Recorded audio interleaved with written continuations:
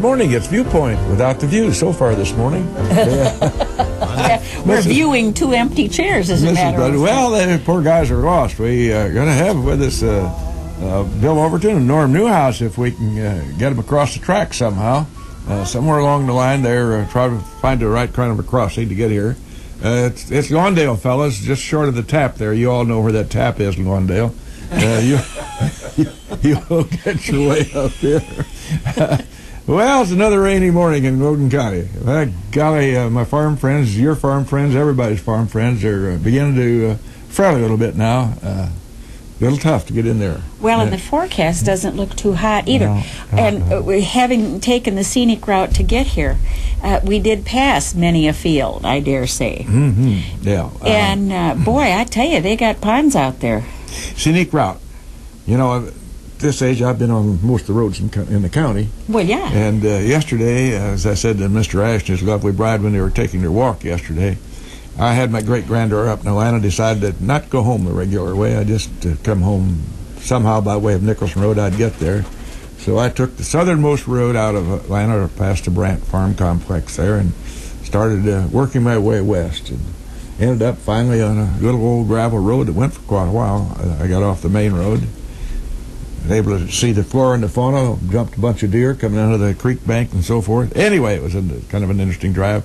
Kind of nice to get off the main track once in a while. Yeah, there was a book written called Blue Highways. Did you ever read that? No. I think I've got it. And it was Charles Kuralt, if I'm not mistaken, that wrote that.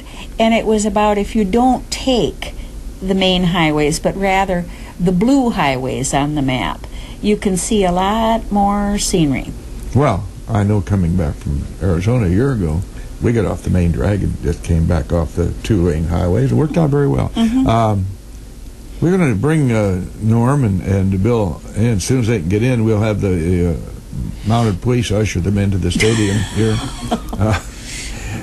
You discovered some interesting things about what kids say in church. Did you want to share that with us? A couple of those, maybe? Please. If the listeners will just be loyal and listen every week, Judy will share these for a period of time here.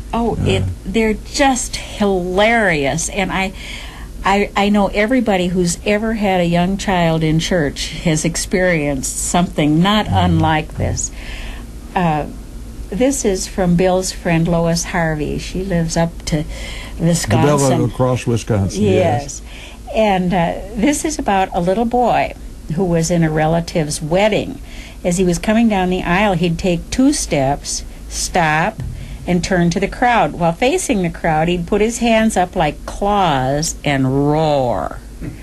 So it went step, step, roar, step, step, roar, all the way down the aisle. As you can imagine, the crowd was near tears from laughing so hard by the time he reached the pulpit. When asked what he was doing, the child sniffed and said, "I was being the ring bear, B-E-A-R." I love it. I just love it. Those are just priceless. Oh, gosh. I thought that was a hoot. One more, and then I'm going to tell about my experience going to church in Sioux Falls, South Dakota. Oh, all right. Okay. One Sunday in a Midwest city, a young child was acting up during the morning worship hour. Imagine that. The parents did their best to maintain some sense of order in the pew, but were losing the battle. Finally, the father picked the little fellow up and walked sternly up the aisle on his way out. Just before reaching the safety of the foyer, the little one called loudly to the congregation, "Pray for me! Pray for me!"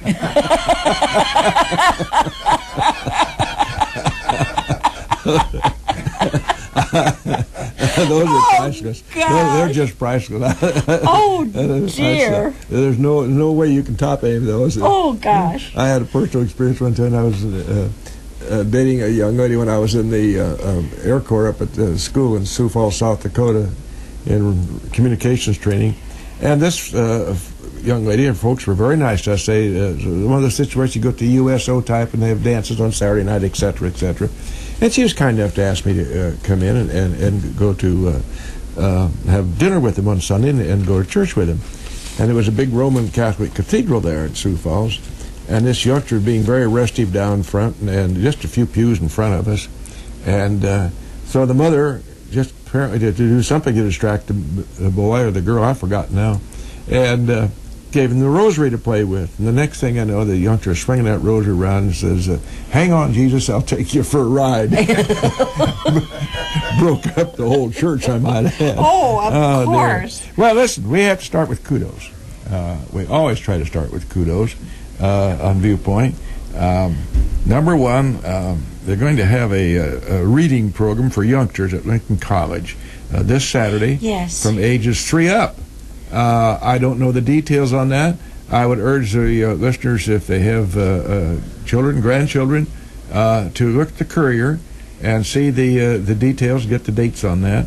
That's a great program. So kudos to those folks.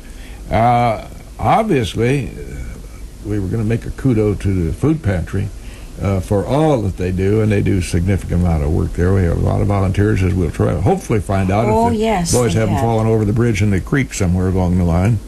Another thing, if you drive around town, when you take your walk, Jim, and you and your bride, a lot of tulips around town. Now somebody is doing to a lot of work. And so now I really have looks it on great. good and thank authority. You to all those who do that. Yeah, thank you. I have it on pretty good authority.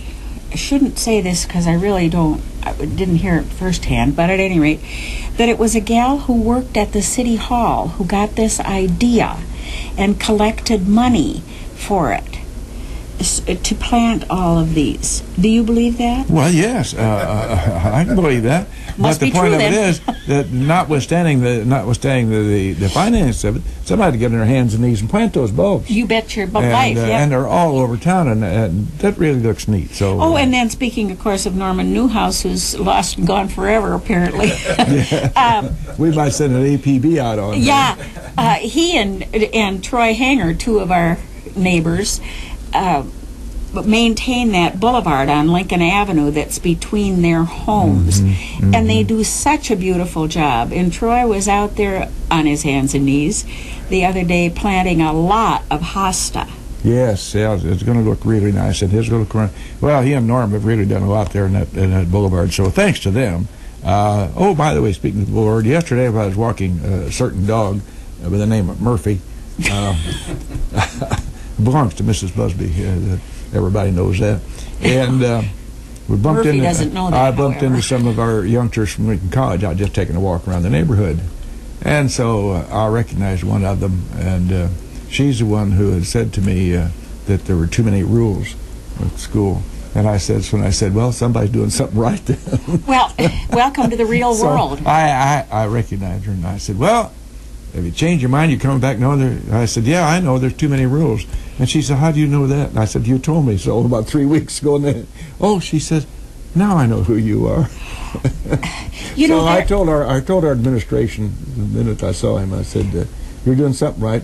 They complained about too many rules. Did I tell you not terribly long ago about this new approach to learning that I heard about, whereby school runs from 8 to 3.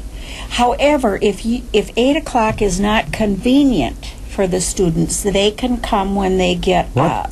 Yeah, and if the day isn't particularly going well for them, they could leave before 3. And now there is homework, but if you don't particularly enjoy homework, you don't have to do it. Now that's really preparing you for life. Where did you see this, for goodness sake? I don't know where I got that. Probably off my radio in the middle of the night when you people are wasting time sleeping.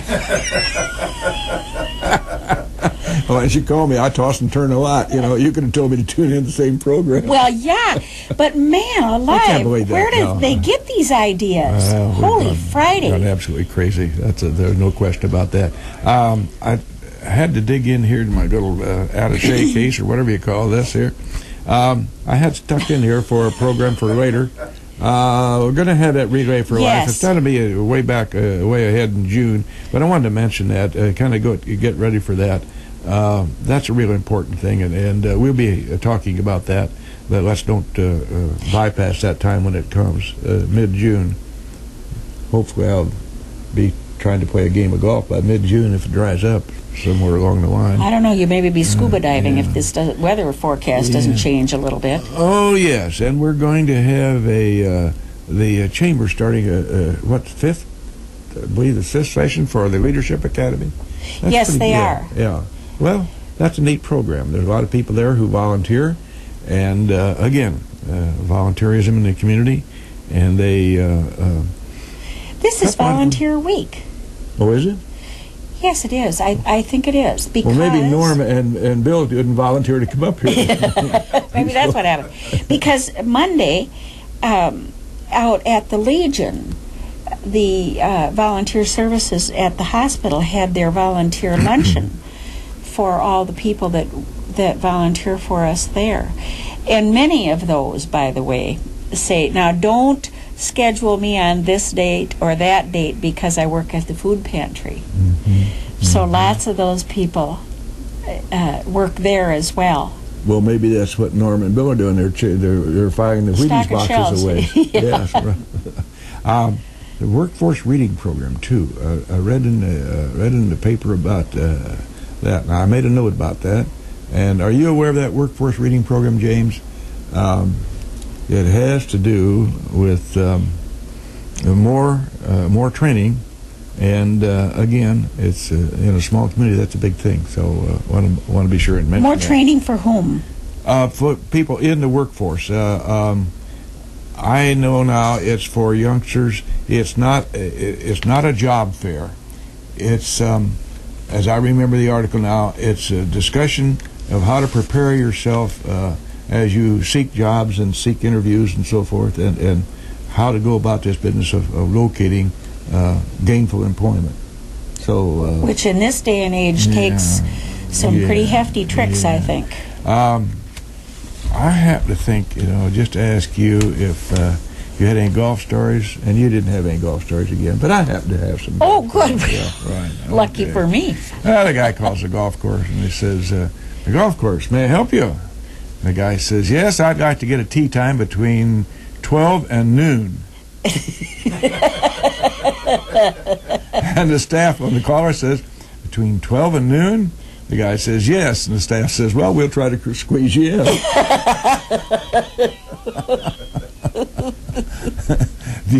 That guy needed a little more reading. The guy says, golf course, may I help you? Do you have any open times around 10 o'clock? Yes, we have one at 10:15. Well, what's the next time after that? And he says, well, we have one at 10:22. We'll take that one. It'll be warmer. Enough foolishness for that. Anyway. Oh, dear heaven. Those are probably true. They're out there. Oh, and they vote.